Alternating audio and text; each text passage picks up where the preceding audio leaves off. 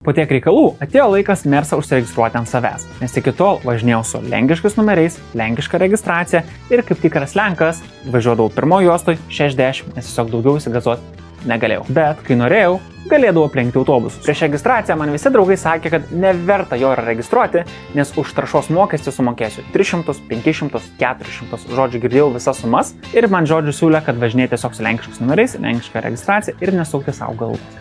Ar aš jų paklausiau? Žinoma, kad ne. Nuvažiavau į regitros ekspertizę, prieš tai užsiregistravęs internetu, sėdžiu tarp tų visų perikūpų, laikau savo bilietėlį ir kaip nėra mano skaičiaus, taip nėra mano skaičiaus. Galvau, nu va, papizdavau regitrą viešai, dabar jie sėdi per kameras, žiūri man ir žvengia visi, kad aš sėdžiu ir dabar iš jų kažkokių paslaugų tikiuosi. Tai taip sėdint nuo mano laiko praėjo 10 minučių, aš nežinau, ar jie vėlavo 10 minučių ar kas, bet aš sėdžiu laukiu ir pro regitros pagrindinį vymą ateina regitros darbuotojas, toks senas vyriškis, pagauna visų žmonių žvilgsnį ir jisai ištraukia kažkokį lapuką ir garsiai perskaito mano pavardę. Aš aišku, iš pirmo karto neišgirdau, ar tikrai ten mano pavardė, bet mane įtikino tai, kad jisai antrą kartą dar garsiau perskaitė mano pavardę. Atsistojau ir kaip nusikaltęs mokinys einu pro tos perikūpus, visur mirtina tyla, link to dėdės, kuris tiesiog be žodžių man ranka pamoja, kad siekčiau jį ir išeina pro duris. Pasirodo, regitroje, norint praeiti techninę ekspertizę, yra atskiras garažas, kuris turi atskirus savo skaičiukus ir aš prie jo turėjau laukti, o ne bendrai eiliai prie visų perikūpų. Tai tarp tų skaičių pasirodo buvo ir mano skaičius ir senelis man tiesiog pasakė, įvaryk Mersą pirmą garažą ir ateik pas mane į kabinetą. Žinoma, iš karto tai ir padariau, padaviau jam dokumentus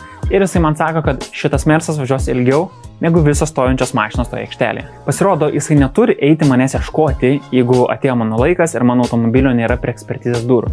Bet jisai norėjo apžiūrėti šitą Mersą, praeiti jam ekspertizę, nes kadaise tokį turėjo. Čia buvo pirmas, bet ne paskutinis kartas, kai Merso senumas ir jo tokia nostalgiška atmosfera išgelbėjo mano durną galvą.